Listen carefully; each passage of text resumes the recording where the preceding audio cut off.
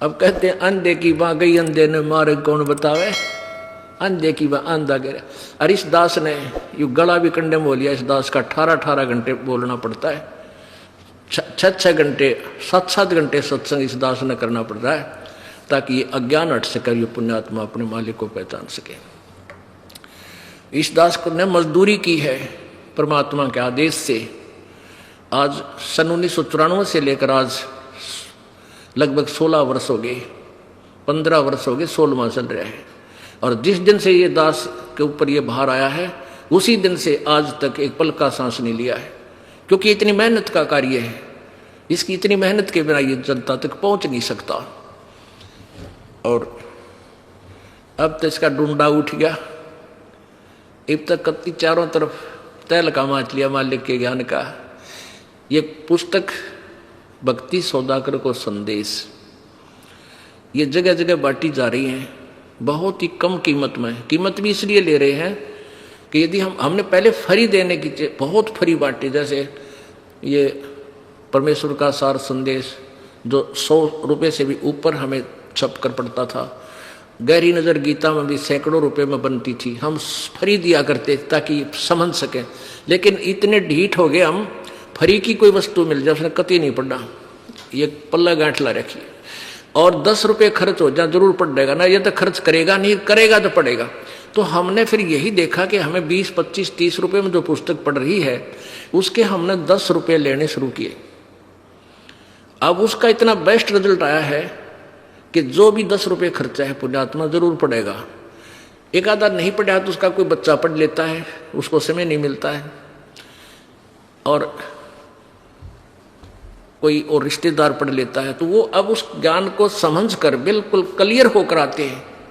हम पूछते हैं भाई कैसे कृपा हुई परमात्मा की आपके ऊपर यहाँ आने में, कैसे आए? कहेंगे जी आपकी वो पुस्तक पढ़ी भक्ति सौदागर को संदेश, कैसा ज्ञान लगा। ओहो ज्ञान क्या बस कमाल कर रखा है। ओहो हम 20 वर्ष राधा स्वामी पंथ में थे, कोई काम 30 वर्ष तक वहाँ डले डोए, कुछ भी नहीं था वहाँ पे।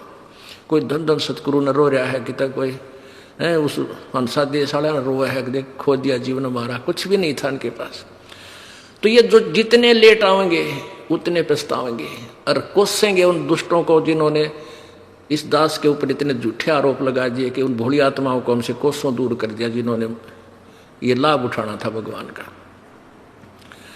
लेकिन ऐसी बात नहीं है, परमात्मा कच्चे नहीं है, अपने बच्चों को फिर ग्रहण करेंगे, कोई तरीका अपनाएंगे और बहुत ही स्पीड से परमात्मा का ज्ञान पूरे विश्व में विस्फोट की तरह होगा और पूरा विश्व अचंभित हो जाएगा कि ऐसा ज्ञान और ऐसी साधना की तो देखी ना सुनी जो हमारे सदग्रंथों में विद्यमान है।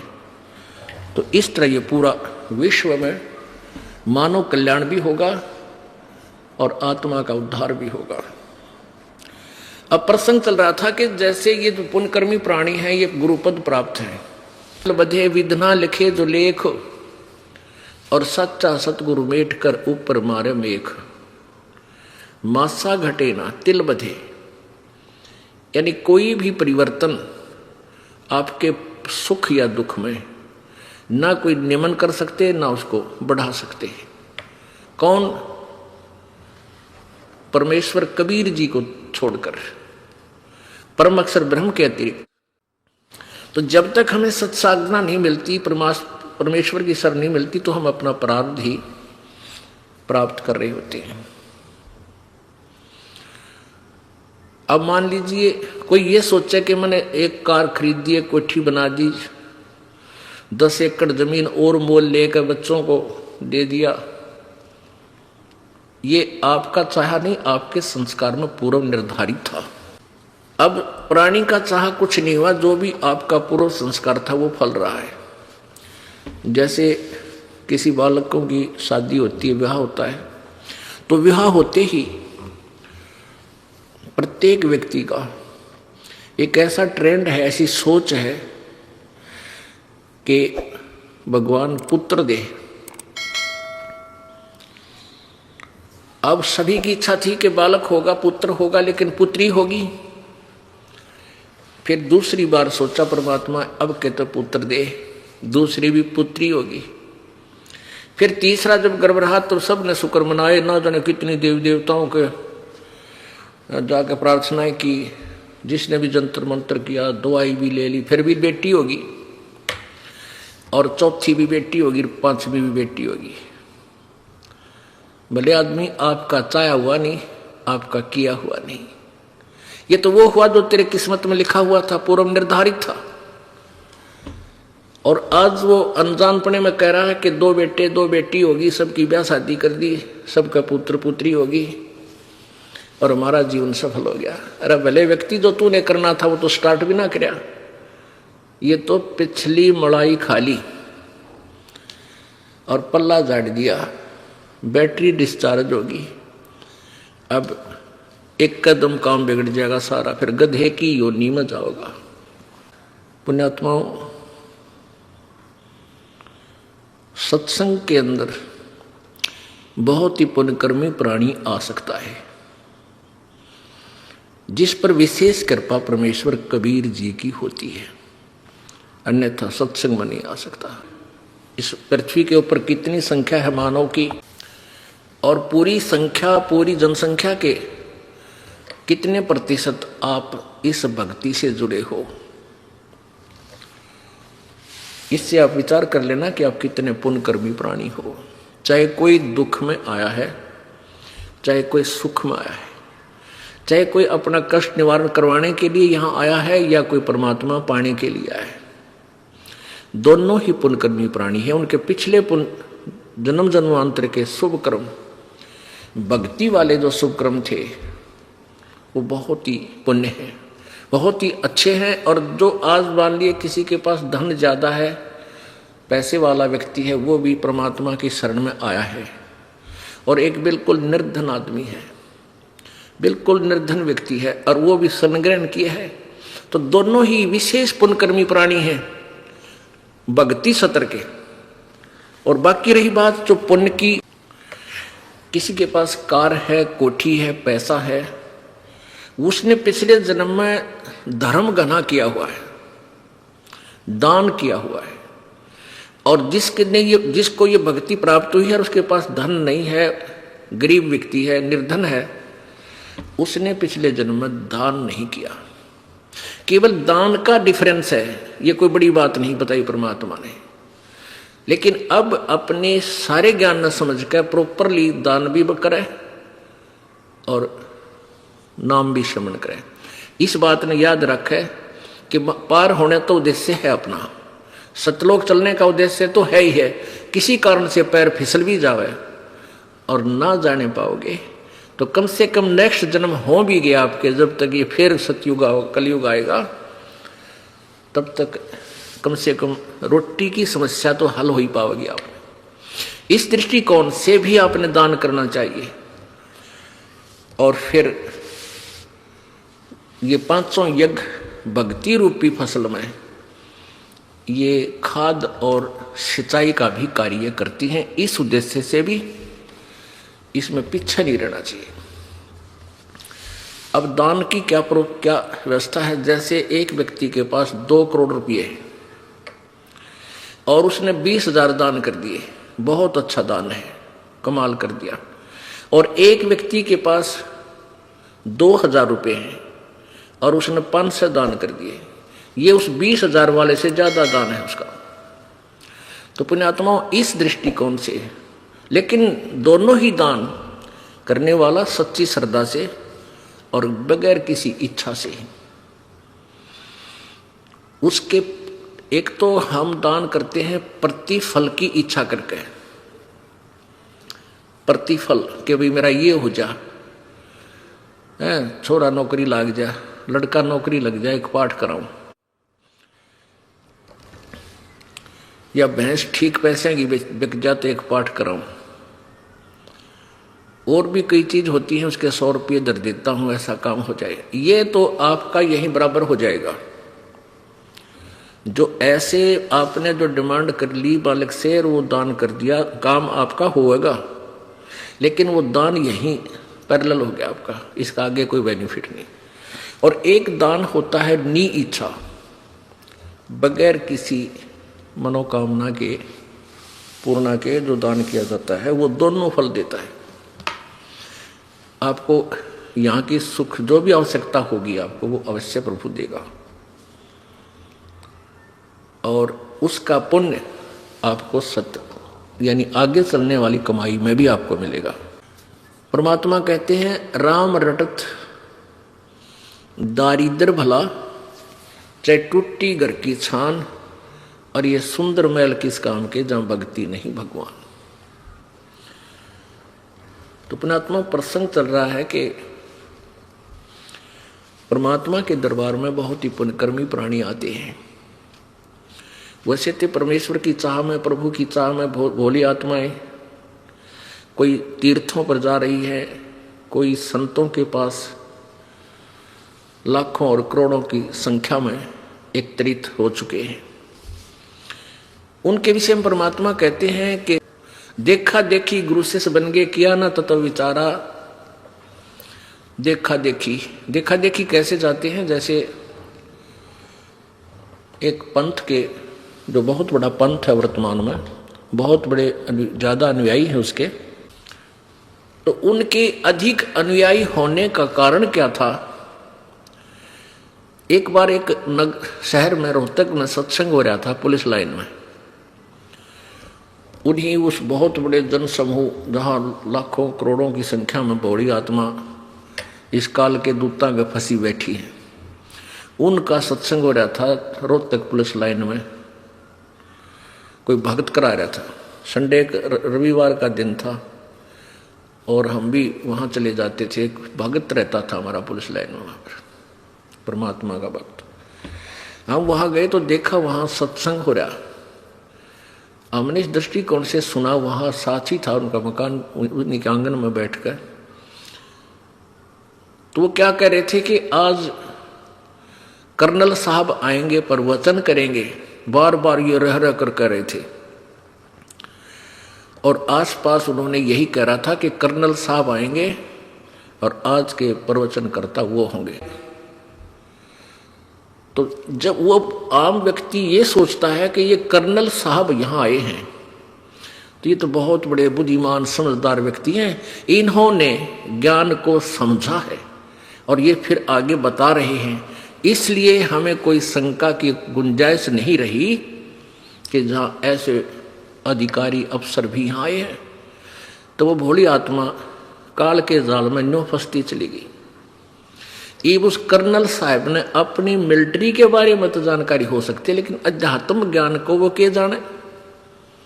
जैसा भी रंग उस नकली गुरु ने रंग दिया, उस भोली आत्मा ने स्वीकार किया और आगे फिर वक्ता बन गया। आप तो जीवन बर्बाद कर ही रहा है और लाखों हजारों की संख्या में काल के जाल में फंसाने का अपराधी और बन गया। तो वहां ऐसे चली गई बोली आत्माएं। जैसे ये दास पहले सालासर जाया करता, चूरू जिला राजस्थान के अंदर एक हनुमान जी का मंदिर है, आसपास क्षेत्र में वो बहुत वेल नोन है। ये दास हनुमान जी का पुजारी था, बहुत अच्छा, क्योंकि श्रद्धालु ही होता है, उसका ब्लाइंड फेथ होता है। और जो इन लाखों करोड़ों की संख्या में एकत्रित जो भक्तजन है, श्रद्धालु हैं उन नकली संतों के पास, वो वास्तव में श्रद्धालु हैं। वो बिल्कुल कोई ऑब्जेक्शन ही नहीं करते अपने दिमाग में, गुरुजी क्या बता रहे हैं वो सुनते रहते। उन्होंने उन नकलियों पर ब्लाइंड फेथ कर लिया, सतगुरु जान कर उनको सतगुरु मानकर ब्लाइंड फेथ कर लिया। और वो है नकली, उनको कह भी नहीं पता। तो उस श्रद्धा की भावना का दुरुपयोग कर लिया उन काल के दूतों ने, और लाखों करोड़ों बड़ी आत्माओं को काल के मुंह में उलझा दिया। ये दास जब वहां जाता था सालासर गांव, उस शहर में, उस नगर में, गांव है ग्राम सा छोटा, तो वहां क्या देखा करते, यहाँ की महिमा कि भाई ये राजस्थान का मंत्री आ रहा है, ओ हो भाई फिर तड़ कमाल की बात है। ये हरियाणा का सिरसा से मंत्री आ रहा है, ये एमएलए आया हुआ है। उनकी वहाँ गाड़ियाँ खड़ी होती, कोई गनमैन होते तो वो बताते थे। तो हम ये सोचते थे भाई फिर तो यहाँ कुछ ना कुछ बात जरूर है। अब बताइए, ये हमारा पैमाना था नापण का भक्ति और भगवान का, क्योंकि अज्ञान से परिपूर्ण थे, श्रद्धा गणी थी, चाह ज्यादा थी मालिक की, इसलिए अपनी अटकलों पर आप अटक कर खड़े हो जाते थे। भाई यही भक्ति होती होगी। और वहां के भक्ति होया करती, एक सूखा नारियल, अरे एक इतना कपड़ा लाल लंगोट, वो बोला करते उसका दजा, उस नारियल ने गधे नहीं खावे, ना उसमें गिरी, कति सूखा खड़ंग, और वो चढ़ाया करते बाबा जी के माथे पर मारते। नो, वह इतनी बूढ़ी ही मूर्ति मंदिर में रखी, और शकल की भी कोई ना डंकी बासी आओ, बता के पूजा करते हम, किसी दिमाग खराब हो रहे थे हमारे। और भीड़ हो जाती गणी, नो मारा करते फेंक कर, शर्म लगती भगवान हनुमान गए की मूर्ति गए हैं, और सफल हो जाते। भाई ठीक है, हाजरी लाइए बाबा जी। ये बड़ा बाबा जी बैठा था, मेरे ठग बैठे थे, वो 500 नारियल लाते होंगे, 500 नारियल सूखे, और उनको थोड़ी देर में फिर गिठड़ी नो की नो भर का बोरियों में बाहर दुकानों पर सेल कर देते थे। वहाँ मान ले 10 रुपये का हमें मिलता था, तो वो 5 में उल्टे दे देते थे उनको वापस। ऐसे वहाँ उनकी बाबा जी की पूजा चल रही थी। अब बजरंगबली हनुमान जी तो पहलवान आदमी था, अच्छा घी दूध फल केले खाया करता, और सूखे नारियल ने सिर में मारा करता, और इतनी दजा वह बांध दिया था कपड़ा उसके। तो ये पूजाएं थी। तो हमारा जो पैमाना था भक्ति के सतर को नापण का, वो कति बेकार था। ऐसा ही सभी का है जब तक तत्व ज्ञान नहीं होता। तो पुण्यात्माओं, आपकी बहुत ही अच्छे पुण्य है जो आप मालिक को पहचान चुके हो, और जो देर से में आवेंगे वो बहुत रोएंगे, बहुत पछताएंगे, क्योंकि वहाँ बहुत अच्छी आत्मा गई हुई है, बहुत ही नेक आत्मा उनका जा फंसी, क्योंकि जिनको चाह भगवान की वो अच्छी आत्मा तो है। अब उन पंथों से वापस आ रहे हैं और कति लुटपिट गए। ऐसा बताते हैं कि मेरे पास 4 ट्रक चला करते थे, 2 कार थी, अच्छा एक फैक्ट्री ला रखी थी, और बड़ी श्रद्धा से प्रत्येक महीना हम उस गुरु जी के पास जाया करते थे जहां लाखों लोग इकट्ठे होते हैं। और आज घर में भी दुख, शरीर में भी कष्ट, वो ट्रक भी बिक गया, वह कार भी बिक गई, और शरीर में आपत्तियां नरी आएगी। अब यही बात है कि जब तक हमारे पुण्य चलते हैं, पिछले संस्कार के जो अच्छे हैं, जब तक उनका दौर चलता है तो जीव सुखी नजर आता है, और जो भी उसको लाभ हो रहा है वो हो रहा है प्रारब्ध से, और वो सोचता है कि जैसे मैंने इस गुरुजी से उपदेश ले लिया, इस गुरुजी के कारण हो रहा है। अब फिर उनकी ब्राह्मण माटी शुरू हुई, वह दुर्गति शुरू होगी, वो गुरुजी भी वही है और वह पूजा भी वही है। अब कैसे ये दुख क्यों आ गया, जबकि दुख तो सुख में परिवर्तित होना चाहिए। इतने उनकी बुद्धि काम नहीं करती। वहां से फिर चलते हैं दूसरे गुरु के पास, फिर तीसरे के पास, फिर यहां भी पहुंच जाते हैं। यहां पहुंचने के बाद फिर उनकी चौंध टूटे, उनके मोतियाबिंद का ऑपरेशन होता है कि हम क्या कर रहे थे रे, तेरा गजब हो, कहाँ थे, सिर था ना पैर था उस भक्ति का। एक मंत्र जानते हैं वह, कहते 2.5 घंटे सुबह बैठो, 2.5 घंटे शाम, और समाधि लाओ, हलना नहीं टहलना नहीं, खाज भी नहीं करनी की तो हो जाता है, नहीं तो डिस्टर्ब हो जाओगे। और फिर क्या होगा, बोला अंदर देखो, अंदर देखो, प्रकाश ही प्रकाश है, नूर ही नूर है। परमात्मा सतपुरुष कैसा है, वो तो निराकार है। फिर समाधि में के ढूंढेंगे, टट्टू ढूंढेंगे वह। जब समाधि लगा रहे हैं परमात्मा को देखने के लिए तो लगाते होंगे, जो भी क्रिया करे प्रभु के लिए करे, और प्रभु निराकार है तो फिर क्यों डले ढो रहे हो। पुण्यात्माओं, इस दास के ऊपर परमात्मा की कृपा बहुत घनी होगी, और वो होगी आप जी के लिए, क्योंकि पहले तो दास का उपदेश लिया, अपनी भक्ति करता था। सन 1988 में उपदेश प्राप्त हुआ था मुद्दास को। 1994 तक 6-7 वर्ष ये दास अपनी भक्ति भी करता था, अपनी रोजी रोटी का धंधा भी करता था। कोई ये स्वप्न में भी नहीं था कि इतने निर्मल भगवान की और ऐसे उत्तम ज्ञान की चर्चा इस दास ने करनी पड़ेगी। करने का आदेश हो गया। तो यदि ये आदेश ना होता तो आप ये दास अपनी भक्ति करता रहता, कभी स्वप्न में भी नाम नहीं, गुरु नहीं बनता। क्योंकि गुरु बनना तो अपना नाश कराना है, सारे सब का भार अपने सिर पे रखना होता है। और जब आदेश हो जाता है परमेश्वर का, गुरुजी का, जो गुरुजी कनेक्टेड है परमात्मा से, उनकी एक परंपरा होती है, उस नियम से चलते हुए, तो फिर वो गुरु दोषी नहीं रहता। क्योंकि जैसे एक एसएस बोर्ड होता है, एसएस बोर्ड का एक चेयरमैन होता है, वो गवर्नमेंट के द्वारा नियुक्त किया जाता है, अपॉइंट किया जाता है, उसको अधिकार दिया जाता है, आप ऐसी जो टर्म एंड कंडीशन पूरी करते हैं जो कैंडिडेट, उनको इस पोस्ट के लिए आप उनकी अपॉइंटमेंट कर सकते हैं। तो वो 4 लाइन लिख देता है, you are hereby appointed for the post of such and such, your pay and salary will be such and such, और नीचे अपने साइन कर देता है। पेन भी सरकार का, इंक भी सरकार की, टेबल मेज कागज भी सरकार का, और साइन वो करता है। तो उसके द्वारा किए गए साइन से उस बच्चे को नौकरी मिल जाती है, कैंडिडेट को, और सरकार उसको तनख्वाह भी देती है, सारा भत्ता भी देती है, और उसको पेंशन भी देती है। उस चेयरमैन ने अपनी जेब से चवन्नी भी नहीं देनी पड़ती उस कैंडिडेट को। तो ऐसे सारा भार उस सरकार ने उठा लिया, केवल उसके साइन होते हैं।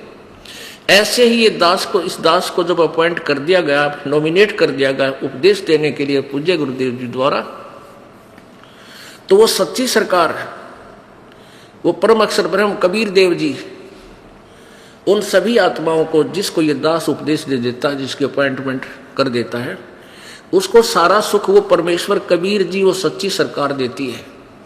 दास की तरफ से कुछ नहीं जाता। और यदि मुझे ये आदेश ना होता और मैं फिर गुरु चेले बनाता, ठीक है, अपनी कमाई से 100, 200, 1000, 2000 को थोड़ा बहुत लाभ दे सकता था, लेकिन वो चेले भी नरक में और मैं भी नरक में जाता।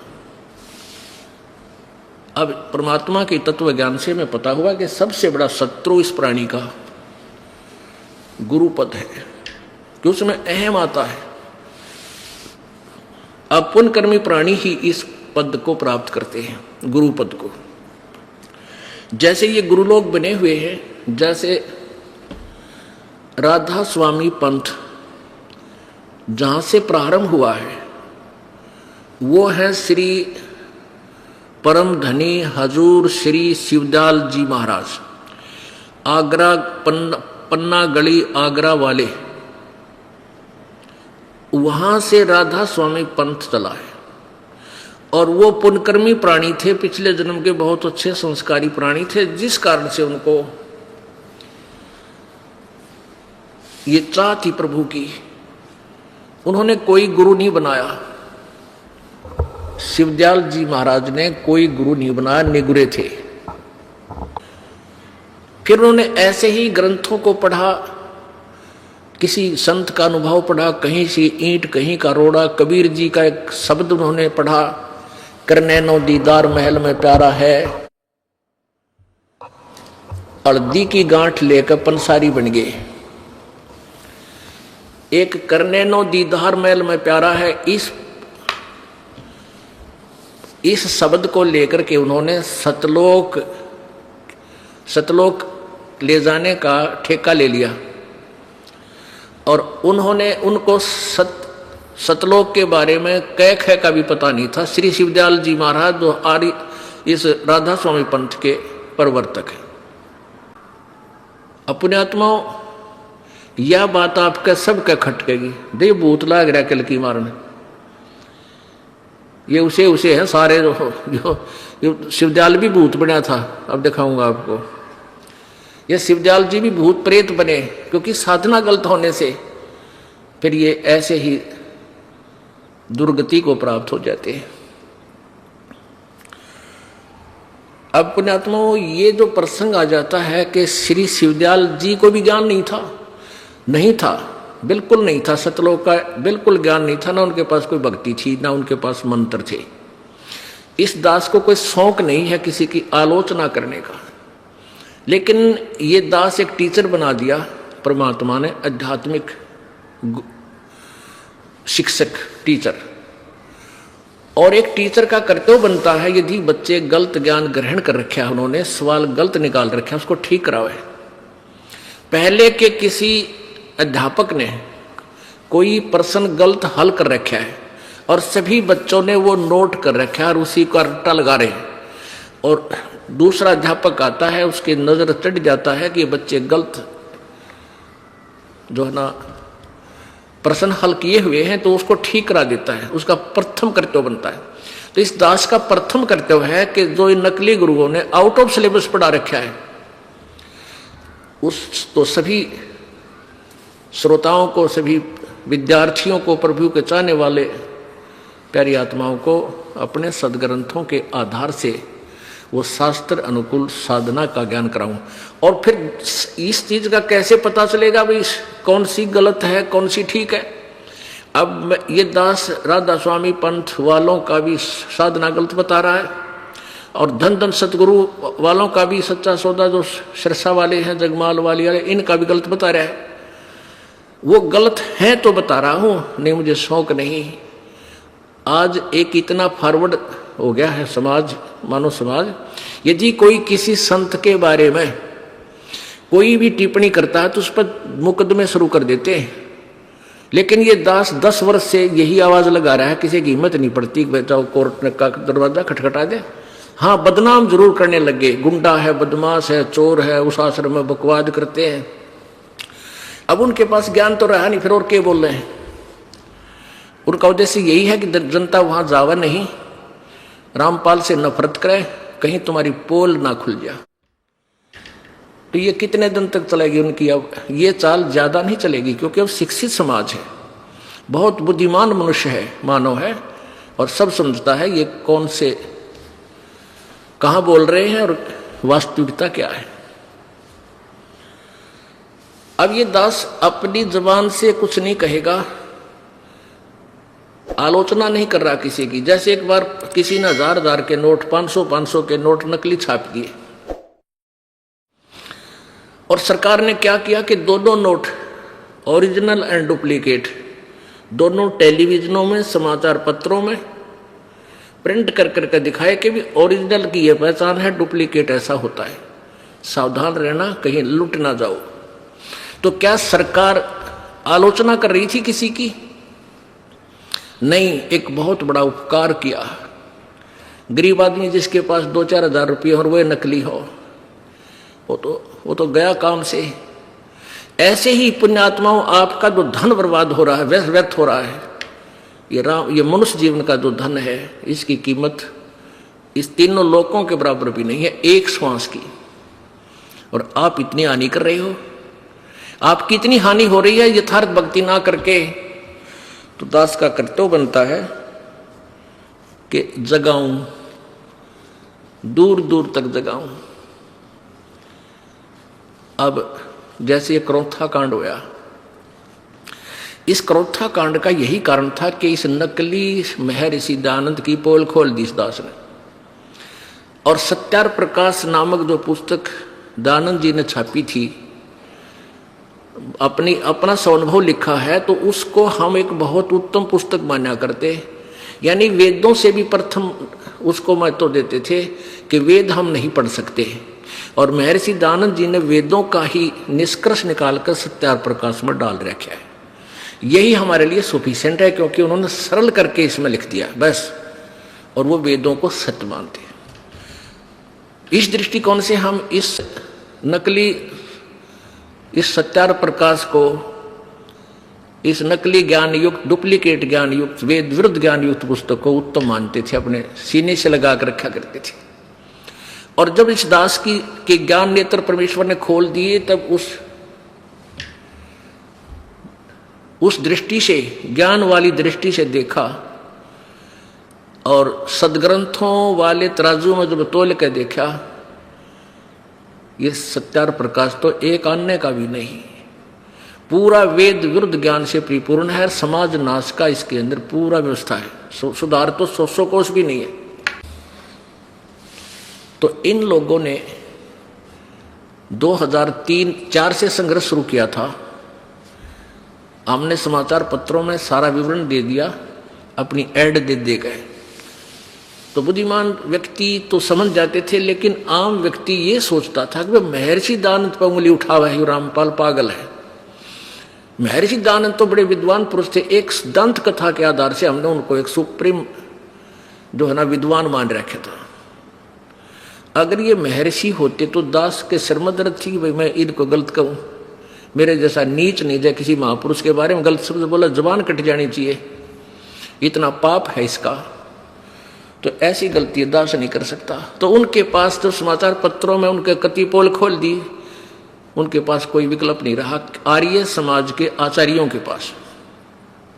तो उन्होंने अपने अनुयायियों को भ्रमित करना शुरू कर दिया कि रामपाल गंदा है, महर्षि जी की जो है ना मिथ्या आलोचना करता है, और फिर उस आश्रम में ऐसा होता है, ऐसा होता है, गंदे लोग रहते हैं वहाँ, ऐसी लड़कियां रखते हैं, फलान करते हैं। मतलब वो बकवाद गढ़ दी जो कि तो देखी जाना सुनी जा। ऐसी बकवाद समाचार पत्रों में भी छपवा दी दुष्ट आत्माओं ने, लेकिन साच को आंच नहीं होती। अब वो कोर्ट तक नहीं जा सके कि ज्ञान के ऊपर कोई उंगली उठा दे। अगर उनको गलत लगता था मैदान में आते, न्यायालय में जाते, अगर उनको जरा सा भी कोई पॉइंट मिल जाता तो तुरंत जाते वो। लेकिन हवा दाल ना गली तो ऐसे बकवाद शुरू कर दी। ऐसे ही सभी संतों के बारे में दास ने 10 वर्ष से कंटिन्यूस करता आ रहा है कि तुम्हारा ज्ञान गलत है, तुम्हारी भक्ति साधना गलत है, तुम शास्त्र विरुद्ध साधना बता रहे हो।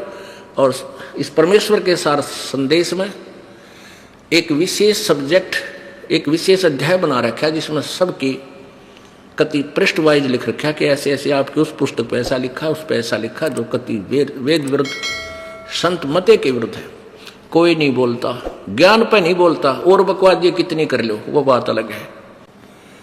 तो क्रोथा कांड करवाने का उद्देश्य था कि रामपाल को जनता तो मरवा दे या स्वयं मार दे जाके, ताकि थारी पोल खुलनी ना खुल जाए। अरे दुष्टो, परमात्मा के बच्चों को तुम अंधा बनाकर रखना चाहते हो, उसी से दूर रखना चाहते हो। जालिम लोगों, तुम्हारा कहाँ ठिकाना होगा। लेकिन अब शिक्षित समाज है, अब देखना क्या होगा।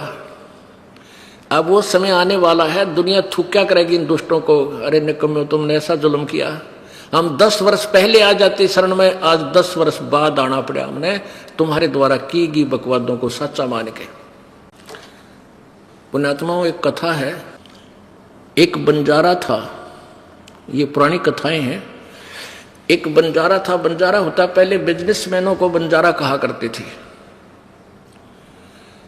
और वो बिजनेस कैसे करते थे, जैसे किसी सेठ साहूकार से पैसे एडवांस ले लिए और फिर किसी दूसरे शहर से जाकर बैलों के ऊपर, बैल होते थे, बैलों के ऊपर गधे की तरह बोरा रखते थे, थैला, उसमें किसी में चावल 10-20 बैलों में चावल, 10-20 बैलों में शक्कर, 10-20 बैलों में खंड, किसी में दाल, न्यू भर के और दूसरे स्थान से दूसरे स्थान पर सेल करके आया करते। उसमें किसी में लाभ हो जाता, किसी में हानि।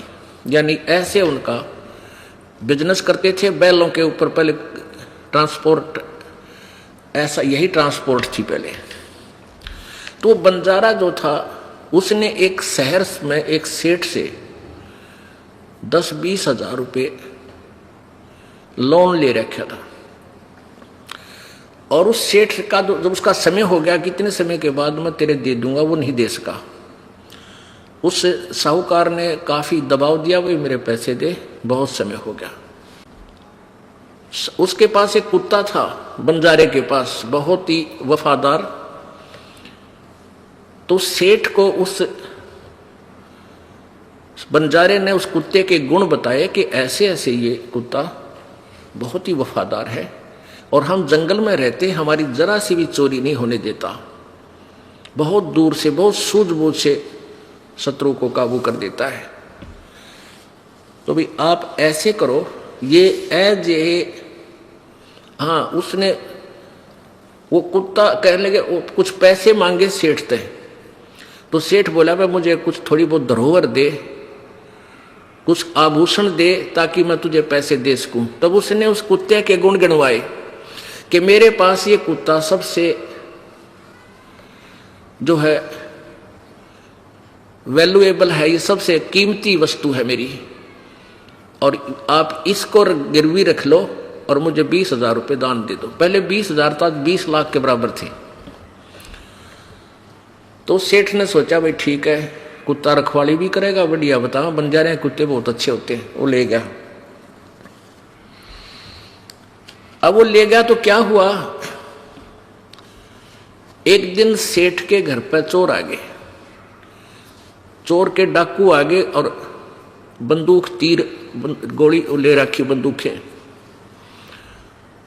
अब कुत्ता बैठा था, उसने सोचा यदि तू शोर करेगा तुझे भी मारेगा और तेरे मालिक ने भी मारेंगे ये पैसे जिसके पास वो रखवाला रह रहा था। तो कुत्ता बोला नहीं, सोने का बहाना कर दिया। अब वो डाकू थे, पैसा काफी उठा के बहुत सारा पैसा लेकर चल पड़े। अब कुत्ता दूर से देखता रहा उनको, उसके पीछे पीछे चलता रहा। उन्होंने जाकर के एक वृक्ष के नीचे गड्ढा खोद कर उसमें दाब दिया, क्योंकि सूर्य उदय होने वाला था। और वहां खूब ऐसे ही सूखा रेत डाल के ऐसा कर दिया जैसे यहां कुछ नहीं दाब रखा। उस स्थान को देखकर कुत्ता वापस आ गया। उधर से सेठ और वहां के लोग जागे, देखा कि बड़ा नुकसान हो गया सेठ का, तो कई लाख रुपए का नुकसान हो गया। सोना चांदी गहने पैसे बहुत ले गए लोग। तो बहुत हाहाकार मची, बहुत दुखी हो गए। और वो कुत्ता क्या करे, उस सेठ के धोती पकड़े और इधर चलने की तैयारी करे। अब सेठ ने सोचा ये लाड करे तेरे ते, उसकी ओर ध्यान नहीं दे, उधर से दुखी गना। तो एक बुद्धिमान व्यक्ति ने कहा इस कुत्ते की देखो ये क्या कहना चाहे। वो धोती पकड़कर आगे को चल पड़ा। तो वो सेठ बोले बस चलो तुम इसके पीछे पीछे। वो समझ गया तो आगे आगे चल दिया। उसने जाकर के वो स्थान वहां खोदना शुरू किया पंजों से। तो बुद्धिमान लोगों ने वो खोदा तो सारा धन पा गया। अब वो सेठ बड़ा खुशी हुआ, अब भाई कमाल कर दिया। उस बंजारे ने जैसी महिमा बताई थी इस कुत्ते की, भाई ये तो वैसा ही मिला। आज मेरे को बहुत लाभ, कई लाख रुपए का नुकसान मेरा बचा दिया। तो उसने क्या किया, एक चिट्ठी बना दी बंजारे के नाम। उस पर लिख दिया कि भी तेरे कुत्ते ने आज मेरे को कई लाख रुपए का फायदा कर दिया, और मैं तेरा 20,000 रुपए का जो कर्ज भी माफ करता हूं और तेरे कुत्ते को भी वापस देता हूं। और वो लिख कर सारा उसके गले में चिट्ठी बांध दी और कुत्ते को भेज दिया। कुत्ता समझ गया। वो जब बंजारे के पास आया तो उसने दूर से देखा कि कुत्ता आ गया। और पहले व्यक्ति अपने कारोबार में जुबान के पक्के होया करते हैं, और जुबान के पक्के होते थे तभी उनके सौदे आगे चलते रहते थे, उधार मिलता था। तो उस बंजारे ने सोचा ये कुत्ता आज मेरी बेइज्जती करा दी इसने, और धोखा देकर उस सेठ को छोड़कर आ गया। और वो क्या सोचेगा कि उस बंजारे की सूझबूझ की चाल थी, इस कुत्ते को समझा के भेज रखा था, तू बाज जाइए। इसने तो मेरी नाक काट दी। आओ देखा ना ताओ देखा, निकट से जब आ लिया तो उसके उठा के गोली मार दी। वो कुत्ता मार दिया। अब उस कुत्ते में उसका प्रेम बहुत था, मार भी दिया, लेकिन फिर उसके गले से निकट जाकर चिपट कर रोने लगा। उसके हाथ में वह पर्ची आ गई। उसमें जब उसको पढ़ा और तेरा गजब हो, तूने तो गलत मार दिया, इसके गले में आप चिट्ठी तो पढ़ लेनी चाहिए थी, बाद में क्यों दंड देता। तो पुण्यात्माओं, प्रथम तो यह है कि परमात्मा जिसके साथ होता उसका कोई कुछ बिगाड़ नहीं सकता। और कोई दुर्बुद्धि व्यक्ति यहाँ तक कोशिश भी कर जाता तो ऐसे रोते जैसे बंजारा रोया था कुत्ते ने मार के, टक्कर मार मार कर रो रहा है वो बंजारा उनके वृक्षों के कि मैं जालिम आदमी हूँ। ऐसे नेक प्राणी को मैंने बगैर सोचे समझे ऐसा कर दिया। तो ये दास, ये समाज ये देख लिए दास के चिट्ठी लेकर है परमात्मा की, ये सदग्रंथ सारे खोल कर परमात्मा के और इन सदग्रंथों में नोट कर रखे। गहरी नजर गीता में, गीता जी का पुनर्अनुवाद पढ़ कर देखो। कई ये कहते हैं ये नकली, ये आचार्य, ये झूठे कपटी दुनिया को भ्रमित करने के लिए यूं कहे भाई रामपाल को संस्कृत ना आती, वो के अनुवाद करेगा गीता जी का।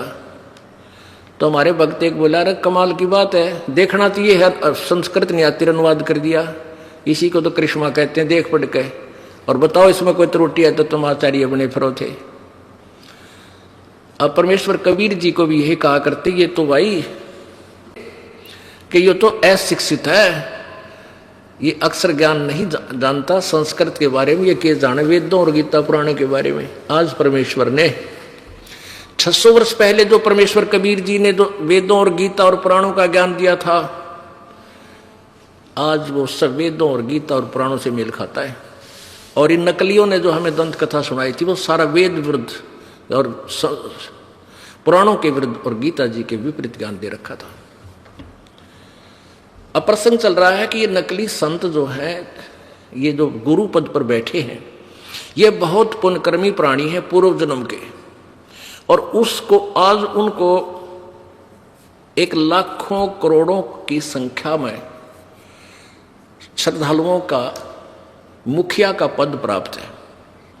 और उनको वो राजशाही ठाठ हैं, एक से एक बढ़िया कार उनके पास है, सारी सुविधाएं हैं, और सारा दिन में सत्संग जब करते हैं 1 घंटा अटबट करते हैं, 1 घंटा अटबट बड़ी प्यार से कोई इधर की कहानी कोई ऐसी सुना दी, फिर चुप हो गए हैं। 1 घंटा 1.5 घंटा मुश्किल है, और वो भी अज्ञान कोरा। और श्रद्धालु बड़े खुश हो जाते, ओहो आज तो भाई महाराज जी ने चाड़ा पाट दिया, बड़ा ज्ञान सुनाया।